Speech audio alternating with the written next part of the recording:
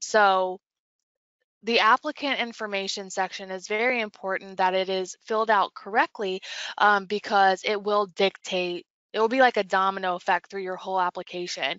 We did have some situations with the letter of intent where people who were not public transits did say yes, they were a public transit, and that had a complete domino effect through their LOI because they accessed a different listing of projects, and the information was just completely different. So if you have questions about, well, what kind of agency am I?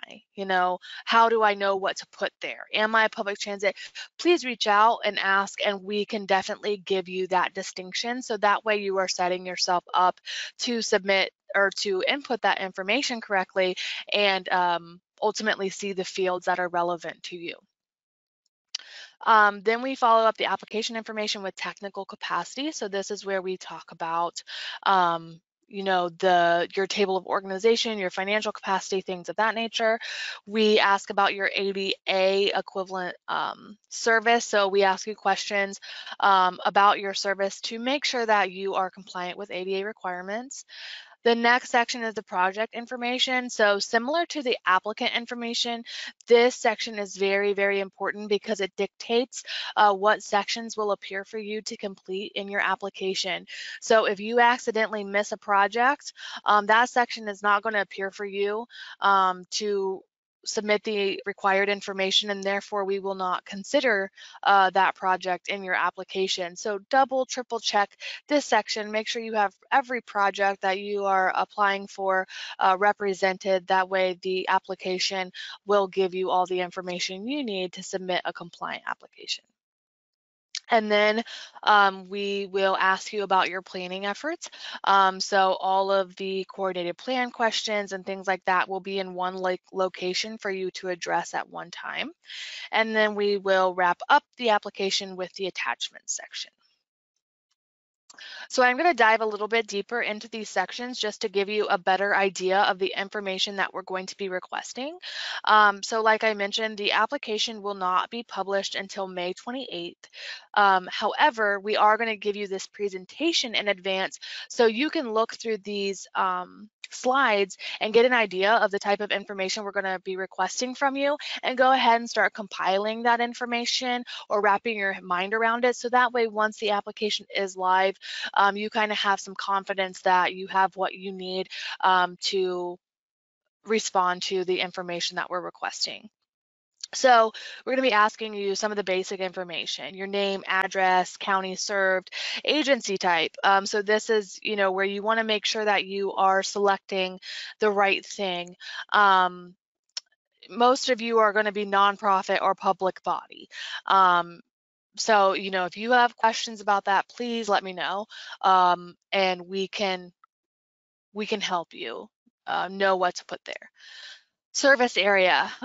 So in each project type, you're going to be asked what your service area is for that project, and that's where you're going to be a lot more specific, right? You're going to say, oh, I serve Huron County, I serve, you know, the city of Greenville, whatever it may be. You know, you're going to be very specific about exactly where that project is going to be implemented. But when it comes to your service area in the applicant information section, we're actually asking, is your service area considered rural, or is your service area considered urban? So rural is going to be, you know, the populations in my service area are less than 50,000 people, and then urban would be, you know, anything above 50,000. So this is why, you know, you're going to be forced into making two applications if you have projects that are going to be implemented in these two different service areas, because you can only select one. So you won't be able to combine them or represent them both in one application. We'll ask for your taxpayer identification number, DUNS number, and then contact information. So as I mentioned earlier, there's going to be 4 contacts that we are requesting through the application, because there might be multiple people that need to be contacted depending on the aspect of the project that we have questions on. So the first contact is the program contact. So this is the contact that, you know, should be contacted pretty much for all things related to the program and the project. And this is the email that is put for that contact will be the email that gets the confirmation that the application has been submitted. So make sure you're strategic in who you put there. If it should be someone, the person submitting the application doesn't have to be the program contact, but you know, that should be who should get the notification about the status of the application. We also have fields for fiscal contacts and administrative contacts in case they are separate. In the event that they are not, that's all the same person, you do have the option to check a box that says this is the same as the program contact. That way you're not having to duplicate effort in entering the same information over and over again. We also ask you about the authorized official. And even if it's the same as the program contact, you will be required to still fill that in, because we want to make sure that this is intentionally addressed by applicants, because this should be the name that matches who is listed in the authorizing resolution and who ultimately can submit the application and do the contract and everything like that for any projects that are ultimately awarded. So that is another required contact that you have to complete. I do want to take a quick note on the SAM information. So SAM stands for System for Award Management. So the federal government is transitioning away from the DUNS number, and that will be effective April 4th. So it is coming up very soon. And so some people might not be aware of this, and this information is managed through the System of Award Management. So I did want to have a slide dedicated to this information in case you are someone who is not sure what your SAM status is, that we will require you to upload SAM verification with your application. So I am going to have this slide in here, and it has all the steps you need to take to verify this information. So if you are someone who is unsure about where you stand with SAM, please reference this slide once the presentation is distributed and go through these steps to verify that ahead of the application. So we will be looking at your technical capacity. We will be utilizing Black Hat and the important documents module to actually capture the formal documents for your policies and procedures. So you will not be asked to upload those to the application. And that's mainly because we are trying to streamline our processes and make things more efficient for you. So a lot of this information we request through the technical assistance reviews, and then we also use them for the application purposes. So all we're going to be asking you in the application is to check off all the policies and procedures that you have in place currently, and then we will verify that you have those documents uploaded in the important documents module in Black Hat.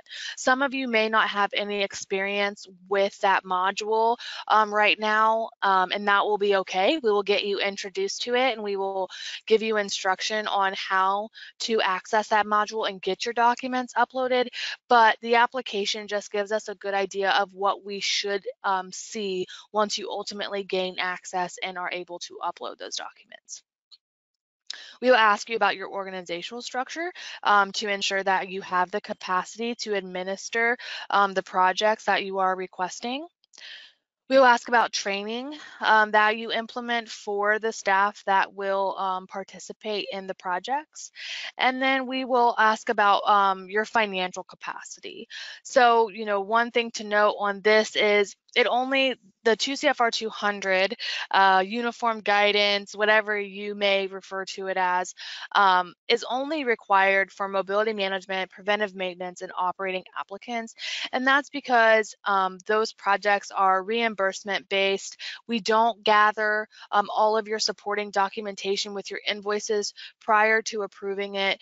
They are high risk projects for us, you know, because we are distributing funds without, you know, seeing the actual costs that you incurred. And so we require this level of compliance with 2 CFR 200 because it gives us some confidence that you have the financial systems in place to adequately track these funds, and that, you know, it limits our risk of funds mismanagement. So I am including here on this slide the web page where you will access those guidance documents. There are 5. Not all 5 do not apply to everyone. Everyone has to submit guidance number 1, but then depending on who you are and the type of cost you're incurring will dictate what other guidance documents apply to you. A lot of you probably have experience with this, but there may be some who do not. And if you do not, and you are required to comply because you are seeking one of these projects, this would be the place to start, is this funding webpage.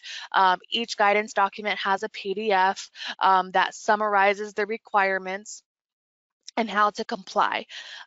So once you have your documentation gathered to comply with the applicable guidance sections, you will submit them via email to transit.programs@dot.ohio.gov. So this is a general email that our program staff has access to, and so this will allow us to gather the information, save it appropriately, and coordinate with our internal Office of External Audits to make sure that we have everything we need to deem you eligible for these project types. So the other important thing to note here is that only projects listed in your LOI acceptance notification can be applied for through the application process. So you should have received an email from Transit Programs that outlined what projects you were approved for through the LOI process. And so when you go into the application, there is no safety mechanism in place where as soon as you put your name in there, the form recognizes you and only shows you projects you've been deemed eligible for. That would be nice, but that is just not the case. So there is nothing that stops you from selecting more projects than you were approved for, but ultimately, once we go to your application, we will not even review projects that were not deemed eligible prior to the application. So you'll ultimately only be wasting your valuable time by going through that effort. We will not consider projects that were not in an approved LOI. Project quantity, given that this is a consolidated application, I do want to highlight this a couple times because it might be confusing. So in each project section, you will be asked what the quantity is of the projects being applied for. And there's 2 important project types to highlight here. When it comes to vehicles, when you're asked how many vehicles you're applying for, you will indicate the total number of vehicles you are applying for. So each vehicle must have a separate project. So in the past, you might have grouped like vehicles together. So for example, if you were applying for 2 modified minivans, you would just put those as one project because they were the same vehicle type. That is not the case anymore. You would put vehicle quantity 2, and you would then fill out a section for each MMV request. So within each vehicle section, so once you put quantity of 2, and 2 sections will pop up, you will indicate what the vehicle type is, and you will then fill out all the appropriate information at that time. The other project type that could be confusing when it comes to quantity is capital projects. So the way that we are instructing applicants to determine quantity for capital projects is to consider whether or not the projects will require separate procurements. So an example is, let's say that you are requesting dispatching software, but you're also requesting tablets that will go in your vehicles that, you know, are related to the software, but both are separate purchases, right? You're going to procure the tablets and you're going to procure the software separately. We would ask that you represent those as separate projects in your application and do not lump them together.